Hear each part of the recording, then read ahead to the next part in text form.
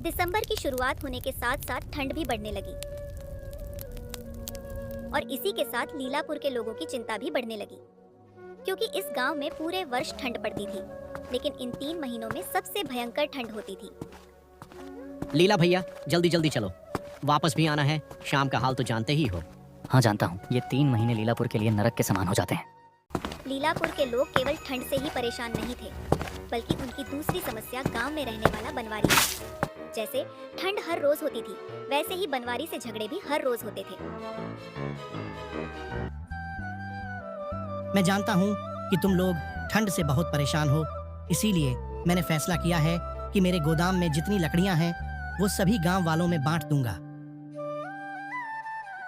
मुखिया जी, आपका यह फैसला बहुत सही है। इससे गांव वालों को बहुत मदद मिलेगी। आप हमेशा गांव वालों की परवाह करते हैं। क्या सोच रहे हो बनवारी? इस भयंकर ठंड में गांव वालों की मदद करो। तुम्हारे पास तो कई सालों की लकड़ियां रखी हुई हैं।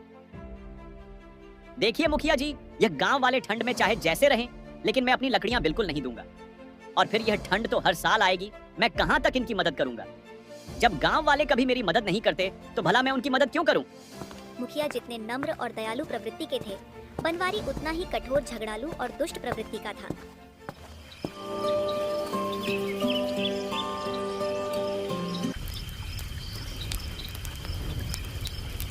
ब्रिजनाथ दादा, ना जाने अपने गांव की यह भयंकर ठंड कब समाप्त होगी।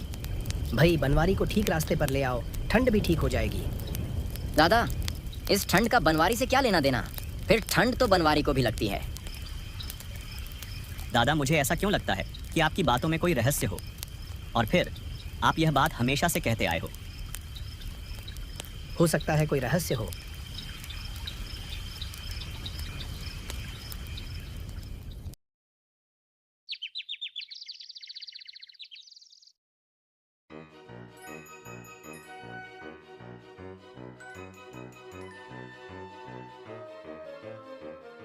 सुबह सुबह बनवारी अपने जानवरों को चराने के लिए निकला। बनवारी पेड़ के नीचे आग जलाता है और उसके जानवर रामू के खेत में फसल खाने लगते हैं।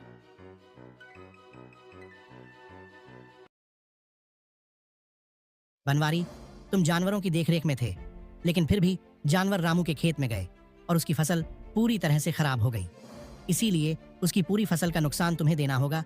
यही पंचायत का फैसला है। सभी लोग मुखिया के फैसले से बहुत खुश हुए।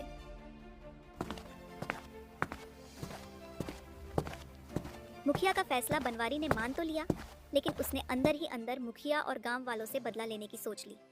कुछ दिनों बाद फिर एक घटना घटी। बनवारी अपने जानवर जंगल के तालाब में नहला ला रहा था।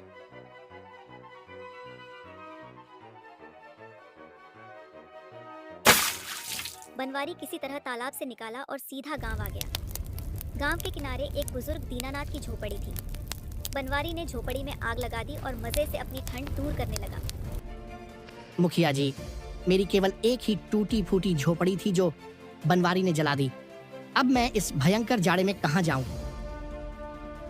बनवारी, दीनानाथ जी सही कह रहे हैं। तुम हिंसक हो रहे हो, इसीलिए पंचायत तुम्हें 2 वर्ष के लिए गांव से बाहर करती है और नई झोपड़ी बनाने में आने वाले खर्च को तुमसे अदा करने का आदेश देती है। मुखिया के फैसले की फिर से चर्चा होने लगी, लेकिन बनवारी अंदर ही अंदर सुलग गया और मुखिया तथा गांव वालों से बदला लेने की कसम खाकर गांव छोड़कर जाने लगा।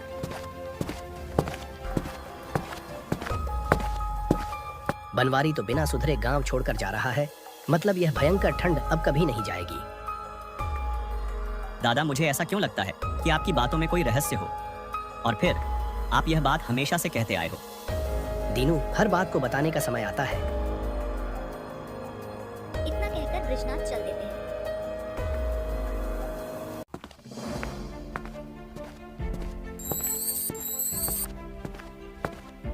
मेरा अनुमान है कि तुम किसी से बदला लेने का मौका तलाश रहे हो। हाँ, ऐसा ही है। लेकिन तुम कौन हो? मैं कौन हूँ इससे कोई मतलब नहीं।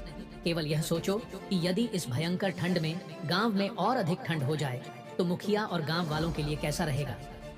हाँ, मैं ऐसे ही मौके की तलाश में हूँ, जब मुखिया और गांव वाले बिना पानी की मछली की तरह तड़पे और उनकी मदद करने वाला कोई ना हो।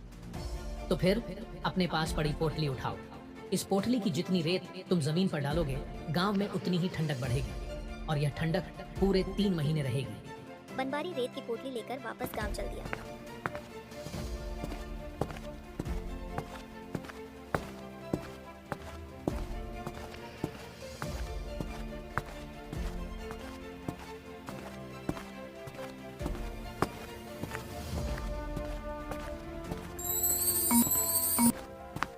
इंसान अपने स्वार्थ में अंधा होकर इंसान का ही नुकसान करता है। बहुत पहले मैं इस गांव का मुखिया बनना चाहता था, लेकिन मुखिया और गांव वालों ने मुझे गांव से बाहर निकाल दिया। उस दिन का बदला आज पूरा होगा। अब देखते हैं कैसे कटेंगे इनके ठंड के 3 महीने। मुखिया जी, मुझे केवल 5 दिन का मौका दे दो, फिर मैं 2 वर्ष के लिए यह गांव छोड़कर चला जाऊंगा। मुखिया बनवारी की बातों में आ गए और उसे 5 दिन का समय दे दिया।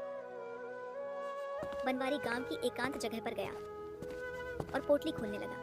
तभी पोटली उसके हाथ से छूटी और सारी रेत जमीन पर फैल गई। अगले ही पल बर्फ की बरसात होने लगी और धीरे धीरे बर्फ घरों और गलियों में जमने लगा। भाई, पहले क्या कम जाड़ा था जो अब बर्फ भी गिरने लगी। भैया, हवा भी बहुत ठंडी चल रही है, अब लकड़ियां नहीं काट पाएंगे, चलो वापस चलते हैं। कुछ ही घंटों में लोग ठंड के कारण बीमार पड़ने लगे। शाम का समय हो रहा था। बनवारी बहुत खुश होकर अपने घर जाने लगा। तभी एक छोटा लड़का बनवारी के पास आया। काका, काका, आपके पास तो बहुत सारी लकड़ियां हैं, मुझे थोड़ी लकड़ियां दे दो। मेरे पिताजी इस ठंड के कारण बहुत बीमार हैं। मेरा पिताजी के अलावा इस दुनिया में कोई नहीं है। बनवारी ने लड़के की तरफ देखा। लड़का नंगे पैर बर्फ पर खड़ा था। उसकी आंखों से आंसू बह रहे थे। यह देखकर बनवारी की अंतरात्मा उसे झंकोरने लगी। वह सोचने लगा, मेरा बदला तो मुखिया और गांव वालों से है, इन छोटे छोटे बच्चों से नहीं। बनवारी, तू कितना गिरा हुआ व्यक्ति है। अगर इस ठंड में बच्चों या उनके माता पिता को कुछ हो गया तो ये सारा पाप तेरे सर आ जाएगा। बनवारी का हृदय पश्चाताप से भर गया और उसकी आंखों से आंसू बहने लगे। वह रुंधे गले से जोर आवाज में बोला, गांव वालों, मुझे अपने किए पर पछतावा है। मेरी गोदाम से सारी लकड़ियां निकाल लो और अपने परिवार तथा बच्चों का ठंड से बचाव करो। इसके बाद बनवारी ने फावड़ा उठाया और रास्ते पर जमी बर्फ अकेले ही साफ करने लगा। गांव वाले बनवारी के इस बदले स्वभाव के कारण बहुत आश्चर्य में थे, लेकिन ब्रिजनाथ दादा बड़े शांत होकर खड़े थे, जैसे वह जानते हों कि आगे क्या होने वाला है। तभी बिजली चमकी और सारी बर्फ गायब हो गई। मौसम पहले जैसा हो गया।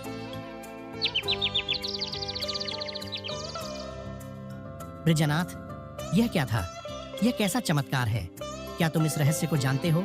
हाँ मुखिया, बहुत वर्ष पहले अपने गांव में एक महात्मा आए थे, लेकिन गांव वालों ने उन पर ध्यान नहीं दिया और वे भयंकर ठंड में पूरी रात एक पेड़ के नीचे बैठे रहे। सुबह जब महात्मा जाने लगे तो उन्होंने कहा, जिस तरह मैं भयंकर ठंड में बैठा रहा हूँ, उसी तरह अब इस गांव में वर्ष पर ठंड होगी, लेकिन ठंड के 3 महीनों में बहुत भयंकर ठंड पड़ेगी। मैंने महात्मा के हाथ जोड़े और बहुत विनती की तो महात्मा जी ने कहा, जब इस गांव का सबसे दुष्ट व्यक्ति सुधर जाएगा तो मेरा श्राप भी समाप्त हो जाएगा, लेकिन तुम यह बात किसी को नहीं बताओगे, अन्यथा इस गांव की ठंड कभी नहीं जाएगी।